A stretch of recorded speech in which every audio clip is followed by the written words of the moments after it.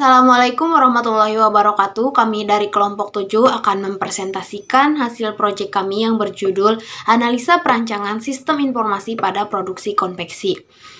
Saya Hanifatul Pidia Fitriani beserta 4 teman saya yaitu Mulia Ruslanti, Siti Aisyah, Ayu Alia Rahma, dan Silvia Amanda Kusmawati.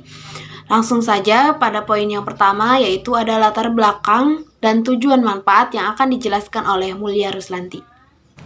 Latar belakang dunia bisnis mengalami perkembangan yang sangat pesat, diikuti dengan teknologi informasi yang semakin berkembang, sehingga menimbulkan persaingan antar perusahaan. Oleh karena itu, perusahaan dituntut untuk melakukan kegiatan bisnisnya dengan efektif dan efisien untuk mempertahankan eksistensinya dalam dunia bisnis. Sehingga sistem informasi sangat dibutuhkan untuk mempermudah perusahaan dalam pengolahan data. Cara pengolahan sistem informasi menentukan hasil dari data informasi yang diolah. Pengolahan data yang konvensional membutuhkan waktu yang sangat lama dan hasil yang kurang akurat, sehingga pengolahan data kurang efisien. Berbeda dengan pengolahan data yang menggunakan teknologi komputer, proses pengolahan data akan menjadi lebih cepat dan informasi yang dihasilkan akan lebih akurat dan efisien. Tujuan dan manfaat. 1. Menerapkan dan mempraktekkan ilmu pengetahuan yang didapatkan selama perkuliahan. 2. Pembuatan aplikasi untuk transaksi pendapatan produksi konveksi kaos. 3. Mempersingkat operasional pekerjaan dalam pengolahan data customer dan sistem manual ke sistem terkomputerisasi. 4. Mempermudah konsumer membeli produk. 5. Menghemat biaya dan tenaga. Selanjutnya ada ruang lingkup dan IRD yang akan dijelaskan oleh Ayu Alia Rahma. Assalamualaikum warahmatullahi wabarakatuh. Saya Ayu Alia Rahma dari kelompok 7 akan mencoba menjelaskan proyek web kelompok kami yaitu tentang konveksi. Yang pertama ada ruang lingkup. Untuk mempermudah penulisan laporan ini dan berjalan sesuai dengan pembahasan, maka perlu dibuatkan batasan masalah. Batasan masalah atau ruang lingkup akan dibahas dalam penulisan laporan ini, yaitu meliputi penerimaan pesanan, penginputan data, pesanan, transaksi pesanan, dan pengiriman pesanan. Selanjutnya yaitu ada Entity Relationship Diagram atau IRD. Ada beberapa tabel. Yang pertama ada tabel user, tabel pesanan, tabel invoice, dan tabel barang. Dalam tabel user terdapat ID, role ID, nama, username, dan password. Di dalam tabel pesanan ada ID invoice, ID barang, nama barang, jumlah, harga, dan pilihan. Di dalam tabel invoice ada ID, nama, alamat, tanggal pesanan, dan batas bayar. Dan di dalam tabel barang ada ID barang, nama barang, kategori, harga, keterangan, bahan, stok, dan gambar. Lanjut pada poin selanjutnya yaitu ada LRS dan struktur navigasi yang akan dijelaskan oleh Silvia Amanda Kusmawati. Selanjutnya di sini ada LRS dari program yang sudah kami buat, yaitu atau logika record struktur. Yang pertama di LRS ini di barang ada ID barang, ada nama barang, ada kategori, harga, keterangan, bahan, dan stok. Selanjutnya di user ada nama, username, pasport, dan role ID. Di invoice ada ID, nama, alamat, tanggal pesanan, dan batas bayar. Di pesanan ada ID invoice, ID barang, nama barang, jumlah, harga, dan juga pilihan. Setelah LRS ada struktur navigasi, yaitu struktur navigasi itu adalah alur dari sebuah program. Jadi ini adalah alur dari program yang sudah kami buat. Di atas ada login admin untuk admin login, di bawah ada master data, di bawah master data ada admin, di bawah admin ada customer. Selanjutnya di sebelah master data ada data barang, di bawahnya ada tambah barang. Di sebelah data barang ada invoice, di bawah invoice ada pesanan produk, dan di pinggir invoice ada logout. Ya, seperti itulah kurang lebih struktur navigasi atau alur program dari program yang sudah kami buat. Pada poin selanjutnya yaitu ada implementasi antarmuka, desain input dan output yang akan dijelaskan oleh Siti Aisyah. Implementasi antarmuka pada aplikasi web konveksi Tunasden terdapat dokumen input dan output sebagai berikut. Yang pertama, tampilan input dan output halaman utama konveksi Tunasden. Di sini terdapat dashboard yaitu kategori kaos, jaket, kemeja, dan blazer. Jadi di sini kita bisa memilih pakaian apa yang ingin kita beli. Yang kedua yaitu tampilan input dan output keranjang belanja customer. Nah, di sini misalnya kita sudah berbelanja, yaitu kita memilih kaos polos pendek jumlah 1, harganya itu 95.000, subtotalnya itu 95.000. Nah, di sini kita bisa memilih hapus keranjang, lanjutkan belanja, atau langsung ke pembayaran. Nah, yang ketiga tampilan input dan output data pembayaran. Nah, di sini yaitu ada total belanjaan kita, harganya 95.000. Nah, di sini input alamat pengiriman dan pembayaran. Nama lengkap, alamat lengkap, nomor telepon, jasa pengiriman, pilih bank, lalu kita pesan. Yang keempat yaitu tampilan input dan output data barang. Nah, di sini yaitu ada nama barang, keterangan, kategori, harga, bahan, stok, aksi.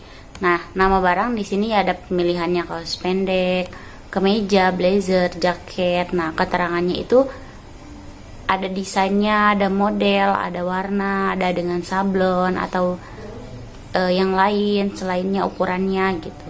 Nah, kategorinya itu ada kaos, kemeja, blazer, jaket, kaos lagi, lalu blazer. Harganya itu bervariasi.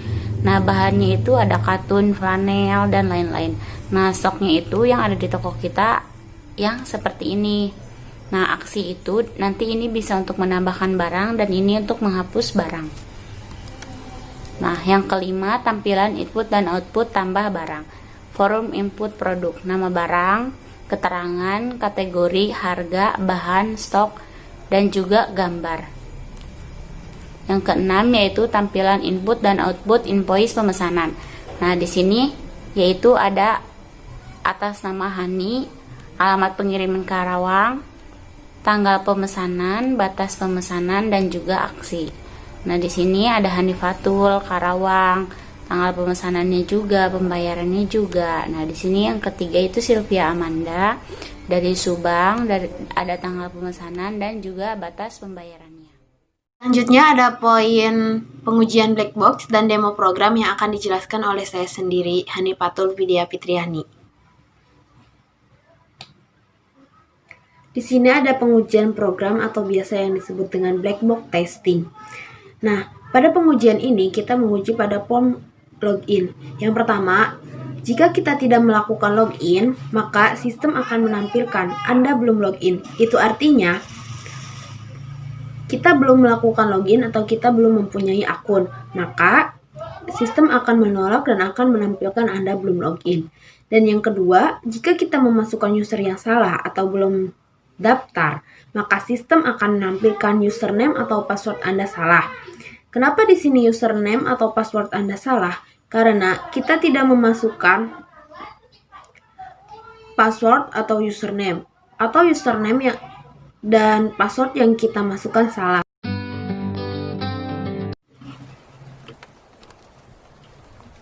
Pada website yang kita buat di sini terdapat dua tampilan. Yang pertama ada tampilan menu utama untuk user dan yang kedua ada tampilan admin. Pada tampilan user sendiri, di sini terdapat beberapa kategori yaitu diantaranya kaos, jaket, kemeja, dan blazer. Di sini kita susun sesuai dengan kategorinya. Misalkan di sini ada kaos, maka kita masukkan ke dalam kategori kaos. Jika kita ingin memesan, kita tinggal tambahkan ke keranjang dengan mengklik tambah keranjang. Karena di sini kita belum masuk pada menu user, maka di sini kita harus login terlebih dahulu. Jika kita belum mempunyai akun, maka di sini kita daftar dulu membuat akun.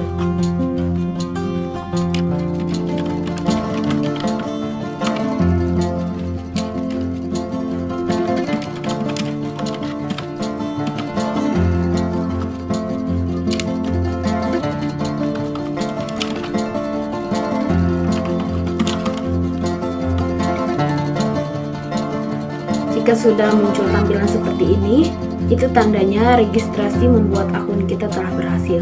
Maka di sini kita bisa langsung menggunakannya.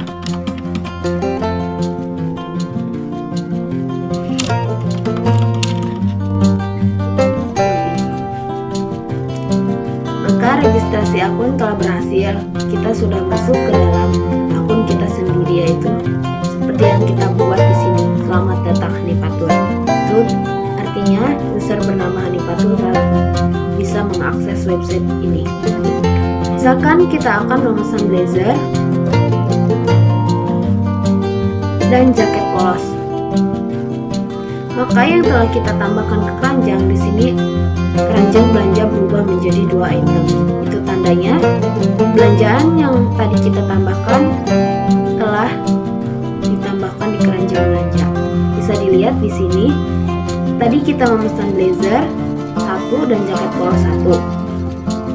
Maka di sini sudah tertera subtotal dan harganya. Jika kita ingin menghapus pesanan kita, maka kita tinggal mengklik hapus keranjang seperti ini. Maka keranjang belanjaan di sini menjadi kosong. Dan jika kita ingin melanjutkan belanja, kita tinggal klik lanjutkan belanja dan di sini kita bisa memilih lagi. Misalkan kita akan memesan long blazer dan kaos polos panjang. Maka di sini telah tertambah kembali keranjang belanjaan 2 item. Dan selanjutnya kita akan melanjutkan kepada pembayaran. Sini kita menulis nama pemesan, alamat, nomor telepon,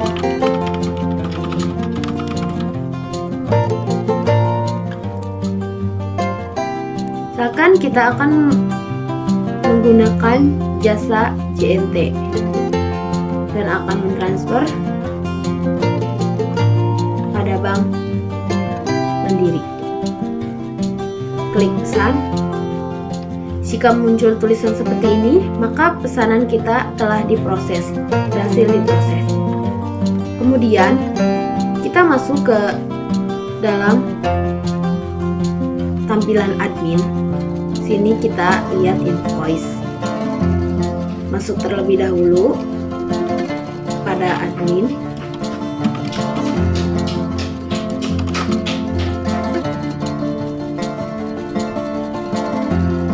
Kita lihat apakah yang kita pesan tadi sudah ada di dalam invoice pemesanan kami. Ternyata yang tadi kita pesan sudah masuk ke dalam invoice itu. Artinya pesanan yang kita pesan telah diproses. Di dalam tampilan admin sendiri, di sini ada data barang. Data barang di sini gunakan untuk data-data barang apa saja, produk apa saja yang dijual di dalam website tersebut. Misalkan kita akan menambahkan barang. Sini kita langsung tulis saja, akan jaket.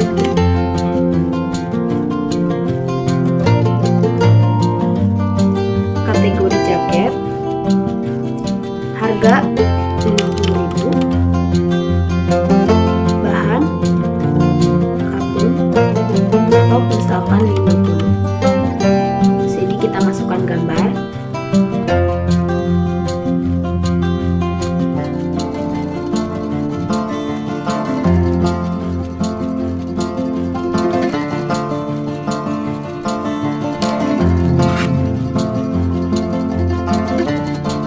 Lalu simpan.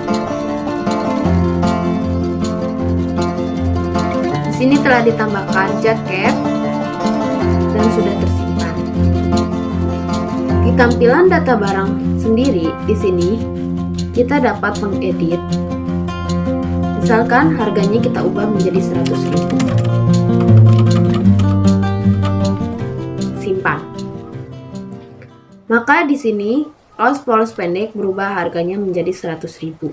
Dan di sini juga kita bisa menghapus data. Misalkan kita hapus jaket polos ini. Maka jaket polos telah terhapus. Kita lihat apakah tadi yang kita tambahkan jaket telah tampil di tampilan user.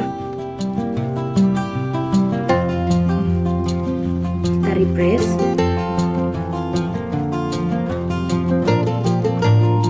Masuk ke jaket. Yang telah kita tambahkan ada di sini.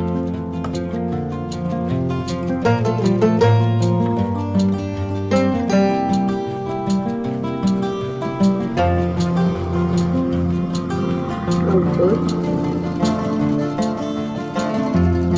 Dan kita tanggal.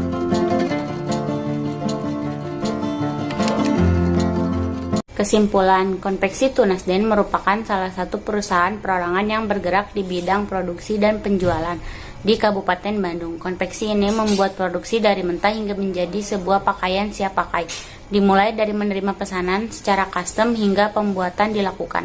Dapat disimpulkan bahwa dalam produksi konveksi ini masih menggunakan pemesanan dan pengantaran barang secara manual. Bisa saja terjadi kekeliruan data dan sebagainya. Untuk itu di sini sistem informasi sangat diperlukan untuk meminimalisir terjadinya kesalahan pendataan, pesanan, dan pengiriman. Cukup sekian dari kelompok kami. Mohon maaf bila banyak kekurangan. Terima kasih. Wassalamualaikum warahmatullahi wabarakatuh.